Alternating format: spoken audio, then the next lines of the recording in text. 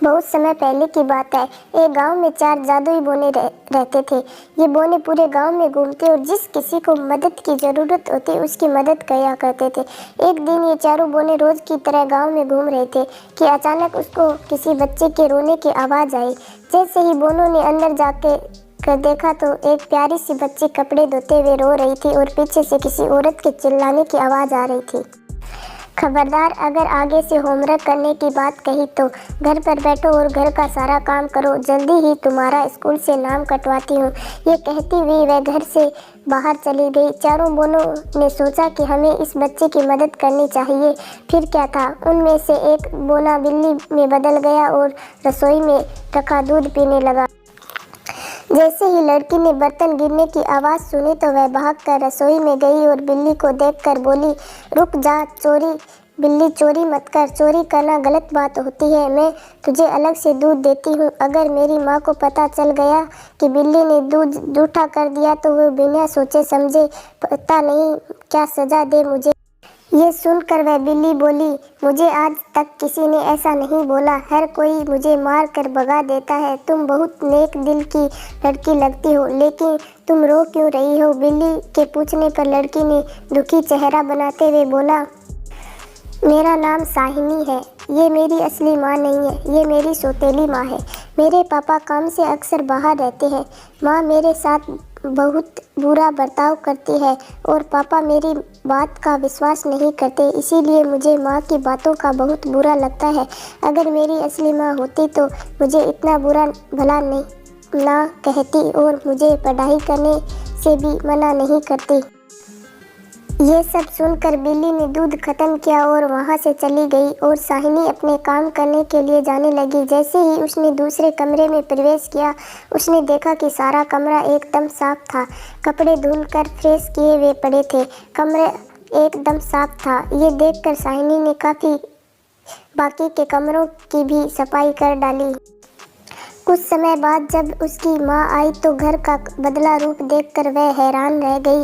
उसे विश्वास ही नहीं हुआ कि ये सब इतने कम समय में कैसे हो सकता है।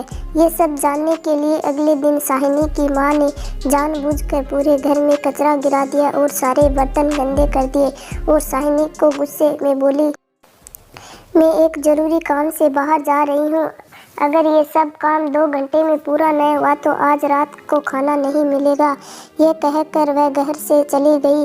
साइनी बहुत डर गई थी और जल्दी में घर का सारा काम करने लग गई।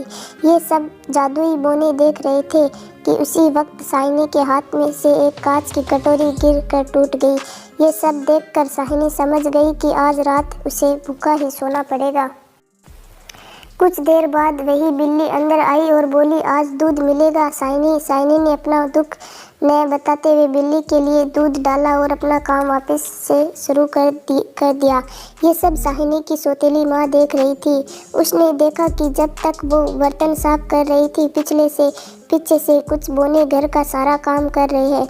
वह सोचती है कि क्यों मैं इन बोनों को पकड़ लूँ, लेकिन जैसे ही वह उनको पकड़ने के लिए घर में आती है उसे कोई नज़र नहीं आता, लेकिन घर पूरा साफ होता है। ये सब देखकर साहिनी की माँ को गुस्सा आता है और वह गुस्से में साहिनी की पिटाई करने लग जाती है।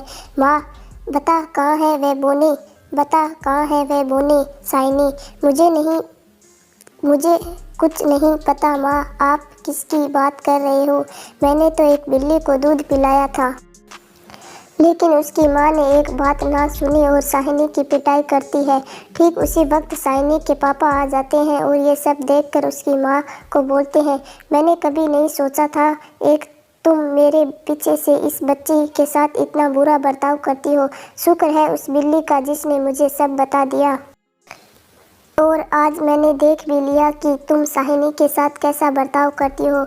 मगर आज के बाद तुमने इस बच्चे को हाथ भी लगाया या पढ़ाई करने से रोका तो मुझसे बुरा कोई नहीं होगा।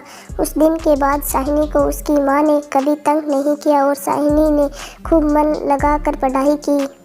आगे जाकर साहिनी डॉक्टर बनी और उसने कई लोगों को मुफ्त में इलाज किया।